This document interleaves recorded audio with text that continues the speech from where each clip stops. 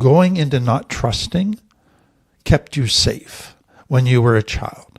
But now it's preventing healthy relationships. Now it is hurting yourself. Now it is leading to painful emotions of emptiness, of not connecting, of loneliness. So you come into recovery now and you go, I want to be trustworthy and I want to build the ability to trust again. What are some of the things you need to watch out for? Some of the dangers. So some come into recovery and they go, I'm not trusting anybody. And I go up front, that's okay at the very beginning. I'm going to give you a bit of time, but eventually you're going to need to learn to trust someone. Once you can find out somebody who's safe and trustworthy, it becomes important to trust because you can't do recovery totally alone. It is not possible. You have to eventually learn to trust somebody. Now that is super hard. But then you get people that come in and they trust too quickly. And so the first person that looks safe, the first person that looks trustworthy, they just trust them totally, and then they usually get hurt again. And it's important to understand that often in recovery, there are those who have a radar for people with trust issues, with people with this life trap. And so they act trustworthy. They give them special attention to garner their trust. They groom them so they can abuse them, so they can use them. So you need to be aware that those kind of predators do exist. So be careful to make sure that the person is trustworthy consistently over a period of time, and don't get drawn into trusting too quickly.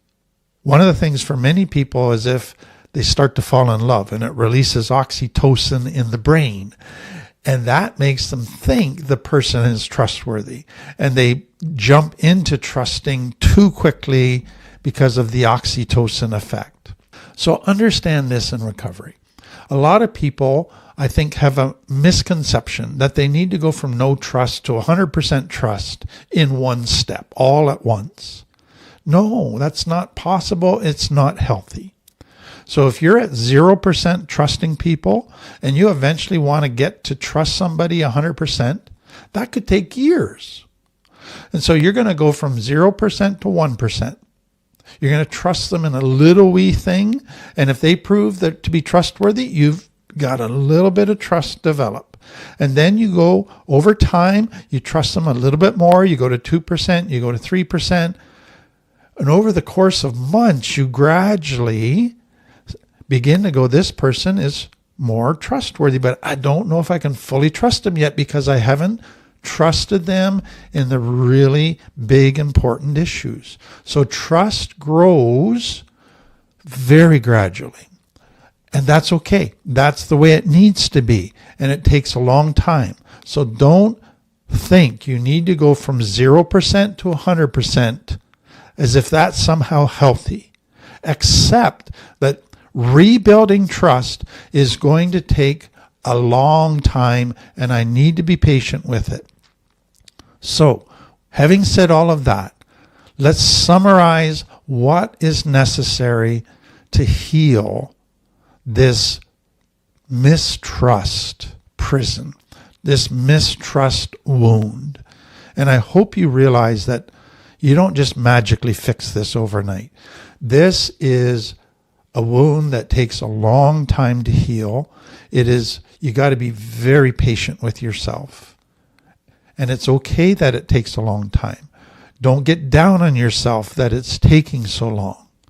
Have self-compassion in this whole thing, because a lot of damage was done to you at one of the very, very core elements of your life, the need to trust.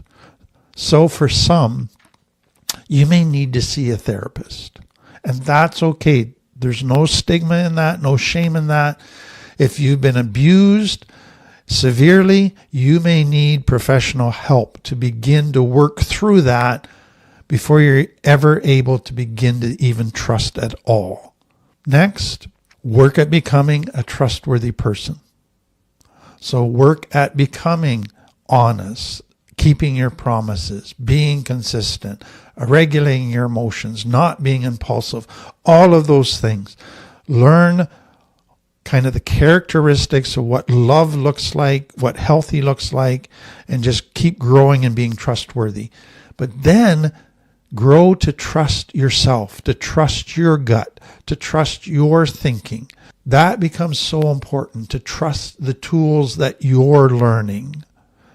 Then build relationships slowly. So as you build relationships, listen to your gut about whether this person is safe. Look for the red flags that would indicate that they're not trustworthy. So is there any betrayal, any lying, any hidden agendas? All of those should be deal breakers for you. Understand that building trust means taking risks. So take manageable risks, little risks. Don't try to take this massive big risk all at once. That's too much to ask. So just take a little risk in trusting a person. And if that proves to work out, then take another little risk. But you have to take risks. And that's going to trigger fear. That's going to trigger all kinds of old messages. And that's why you have to not take too big of a risk all at once, but just take little risks that are manageable. The final thing I want to say is this. To rebuild trust, it's not like you have to trust everybody. You need just one person who proves to be safe, who proves to be trustworthy, that you gradually work on this wound with. So if you can have one person in your life that you can begin to work on this, that's huge. Eventually you'll begin to find other people that you can trust, but you don't need all of that right up front. You just need to have that one person in your life. Well, I hope what you understand from all of this is going into not trusting kept you safe when you were a child. But now it's preventing healthy relationships. Now it is hurting yourself. Now it is leading to painful emotions of emptiness, of not connecting, of loneliness. So to get healthy, you have to rebuild trust. But it is so scary. It is so difficult to repair all of that damage, but it's possible. That's what I want you to see. It's going to take time. It's going to be a lot of work, but it's worth it. Because when you're able to finally get to a point where you trust yourself, where you have a couple people in your life that you can trust, it leads to a healthy, meaningful, satisfying life. So trust is essential to a healthy, meaning, satisfying life. That's what I want you to see. And I hope this just gets you some understanding and some beginning tools in your journey of rebuilding trust.